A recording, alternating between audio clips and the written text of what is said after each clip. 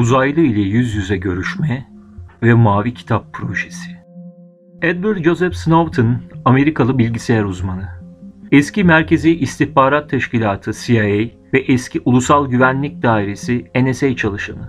Gizli NSA belgelerini medyaya ifşa ederek NSA tarafından yürütülen küresel izlenme aletlerinin işletme detaylarını, beş göz ortaklarını ve birçok ticari ve uluslararası ortağı ortaya çıkaran NSA sızıntılarını başlatmıştır. Snowden'ın gizli belgeleri ifşa etmesi, Pentagon evraklarını sızdıran Daniel Ellsberg tarafından Amerika tarihinin en önemli sızıntısı olarak nitelendirilmiştir.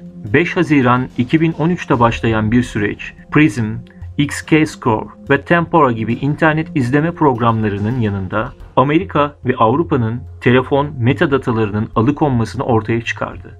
Raporlar Snowden'ın NSA çalışanı Booz Allen Hamilton için çalışırken The Guardian ve The Washington Post'a sızdırdığı belgelere dayanmaktadır. Gazetelere yapılan siyasi baskılar sebebiyle Kasım 2013'e kadar The Guardian belgelerin %1'ini yayınlayabilmiştir. Adil yargılanmayacağını düşünüp ülkeyi terk eden Snowden, başta Latin Amerika'ya kaçmayı düşünüyorken Julian Assange'ın tavsiyesiyle Rusya'ya gitti. Rusya'da havalimanında bir süre kaldıktan sonra Temmuz 2013'te bir yıllık geçici siyasi sığınma hakkı aldı.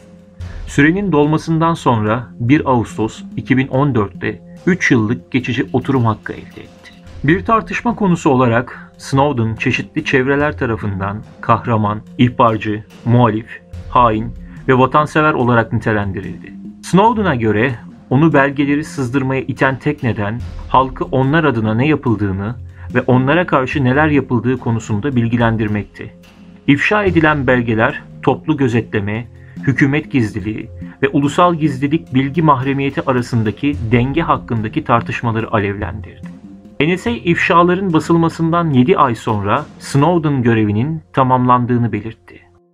Bir federal yargıç Aralık 2013'te hükümetin neredeyse kesinlikle devlet içinde veya devlete gelen tüm telefon konuşmalarından metadata toplayarak Amerikan Anayasasına karşı hareket ettiğini dile getirdi.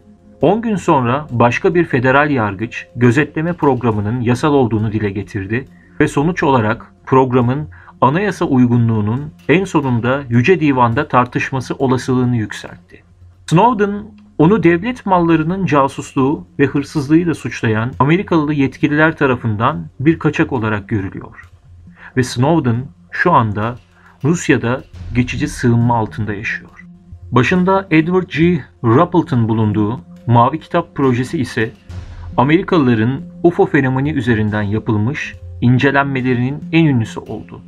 Mavi Kitap projesinin 3 resmi amacı şunlardı: UFO gözlemlerinin tanıklarının hepsi için bir açıklamada bulunmak, Amerika'nın güvenliği konusunda UFO'ların bir tehdit oluşturup oluşturmadığını saptamak, UFO'ların Amerika'dan daha ileri yararlanılabilecek bir teknolojiye sahip olup olmadığını saptamak. Bu amaçlara bir de ileride siyasi yorumlara cevap vermek üzere Mavi Kitap projesi soruşturmacılarını konunun bilimsel yanından vazgeçmeleri için birçok kez zorlayacak olan hükümet sözcüsünün rolü eklendi. Bu proje 10.147 olayı inceledi ve bunlardan 9.501'inin açıklandığı duyuruldu. 3.201 olay istatistiki inceleme için kenara ayrılmıştı. Sonuç olarak meydana geldiği kesin olarak doğrulanmış fakat açıklanmamış UFO olaylarının bütününün %22'sini oluşturuyordu. Ve bu oran nitelikli askeri gözlemcilere yapılmış gözlem raporlarında ise %38'e çıkıyordu. Mavi Kitap projesi arşivleri 10.147 gözlem raporunun yanı sıra 8.630 fotoğraf, 20 bobin film ve tanıkların ifadelerine ilişkin 23 ses kaydı içermekteydi. Birazdan izleyeceğiniz film de Mavi Kitap projesinden sızmış bir belge olup düşen bir UFO'dan sağ kurtulan Abe isimli griler tabir edilen uzaylıya ait olduğu söylenmekte. Filmdeki görüntüler temizlenmiş. Filmin gerçek ya da sahte olduğuna dair net bir kanıt olmasa da bunu internet ortamına veren kişinin Edward Joseph Snowden olması doğruluk payının olacağını düşündürmekte. Ayrıca uzaylının verdiği cevaplar ve konuşmalar insanlık için cidden çok önemli olup dinlemeye değer.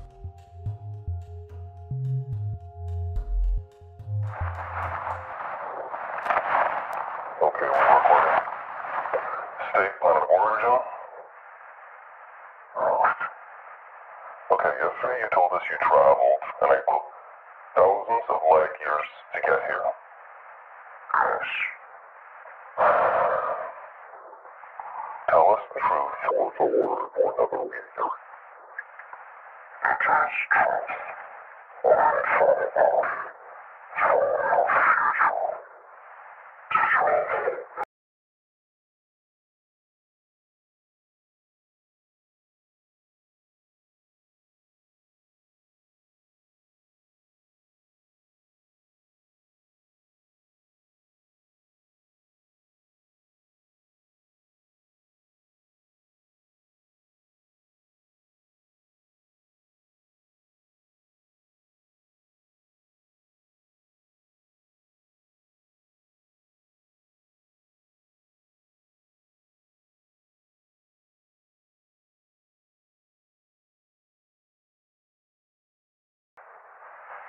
Speak of your word.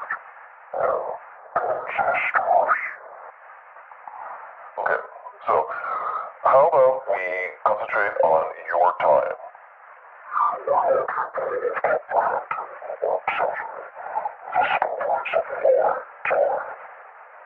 Try me.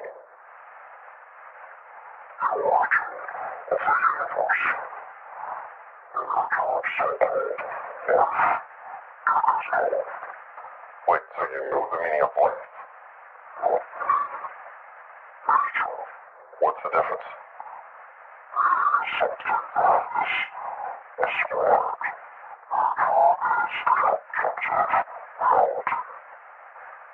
So,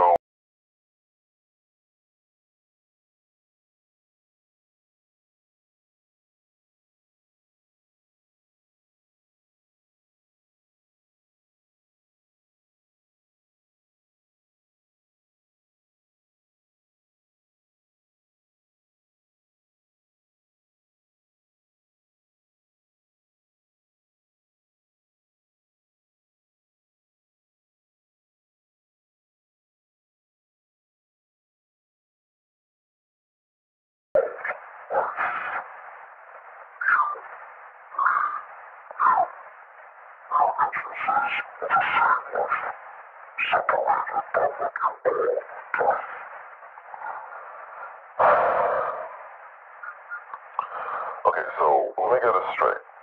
There's no death, and we all experience each other's lives, right? Okay, so how was the universe created, and why is it so perfectly made for us?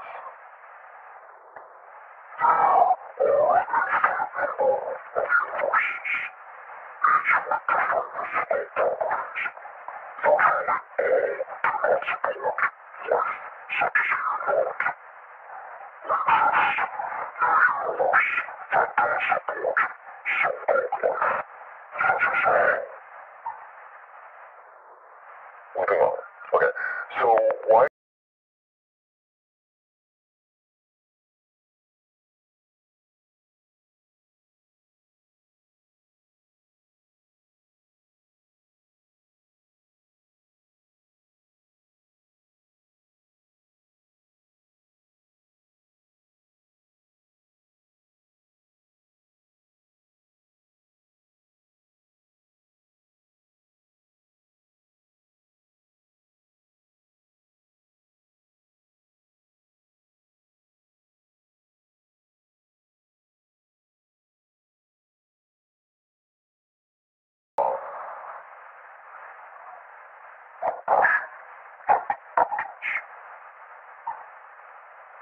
I see.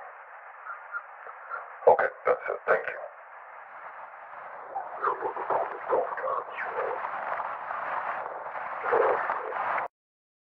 Videolarımızın devamı için kanalımıza abone olmayı unutmayın.